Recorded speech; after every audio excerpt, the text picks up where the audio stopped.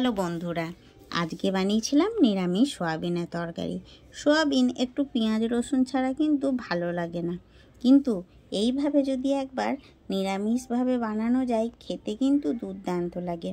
যখন ঘরে কোনো সবজির বাড়ন্ত থাকে তখন কিন্তু এই সোয়াবিনটাই মানুষের কাছে রান্নার অপশন হয়ে দাঁড়ায়, তাই না?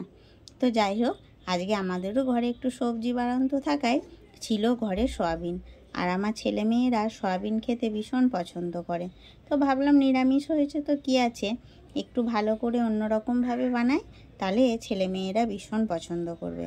আর আমরা যখন ছোট ছিলাম, নিরামিষ হলেও আমার মা কিন্তু নিরামিষভাবে সয়াবিন বানিয়ে দিত, এত সুন্দর লাগতো না। তা মায়েরই রেসিপিটা আজকে আমি শেয়ার করছি আপনাদের সাথে। তো প্রথমে সয়াবিন ভেজানো ছিল, জলটা ফেলে দিলাম, এবার লবণ হলুদ দিয়ে আলু আর সয়াবিনটাকে ভেজে কিন্তু রেখে দিয়েছি। এবার আমি এখানে কড়াইয়ে তেল দিয়ে তেজপাতা, শুকনো লঙ্কা আর গোটা জিরে ফোড়ন দিয়ে একটা টমেটো কুচানো দিয়ে দিলাম। টমেটোটা দিয়ে হালকা লবণ দিয়ে নরম হতেই আদা লঙ্কা বাটা দিয়েও একটু নাড়াচাড়া করে জিরে গুঁড়ো, ধনে গুঁড়ো, হলুদ দিয়ে ভালো করে মশলাটাকে কষিয়ে নেব। আর কষাতে কষাতে একটু লঙ্কার গুঁড়ি ব্যবহার করেছি, তবে এটা কিন্তু ঝাল লঙ্কার গুঁড়ি নয়, কাশ্মীরি লঙ্কা, একটু কালারের জন্য।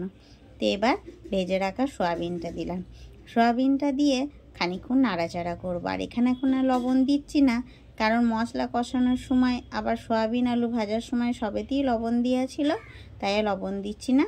আর হ্যাঁ, এখানে কিন্তু অবশ্যই গরম জলটা দিতে হবে, না দিলে কিন্তু খাবারের টেস্ট আসবে না।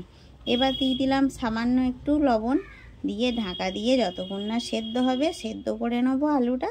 এবার আলুটা সেদ্ধ হয়ে গেলে ভালো করে নাড়াচাড়া করব। আর নাড়াচাড়া করতে করতে দু তিনটে আলু কিন্তু হালকা এইভাবে খুন্তির সাহায্যে মেখে নেব। এবার ওপর থেকে একটু গরম মশলা দিয়ে দিলাম। গরম মশলাটা বেটে রেখেছিলাম, সেটা দিলাম ঠিক নামানোর খানিকক্ষণ আগে। এবার গরম মশলাটা দিয়ে 2 মিনিট মতন ফুটিয়ে নেব। 2 মিনিট মতন ফুটিয়ে গেলে এবার ঘি দিয়ে গ্যাসটা অফ করে ঢাকা দিয়ে খানিকক্ষণের জন্য রেখে দেবো, যতক্ষণ না পরিবেশন করব। এইভাবে যদি কেউ সোয়াবিনের তরকারি না খেয়ে থাকো নিরামিষ দিনে, অবশ্যই কিন্তু একবার বাড়িতে বানিয়ে খাবে, দেখবে খেতে দুর্দান্ত হয়। আমরা তো প্রায় বানিয়ে খাই, তাই আজকে তোমাদের সঙ্গে রেসিপিটা শেয়ার করলাম। ভালো লাগলে একটা লাইক, শেয়ার, কমেন্ট করবেন, আর সকলেই কিন্তু এইভাবে একবার বানাবেন।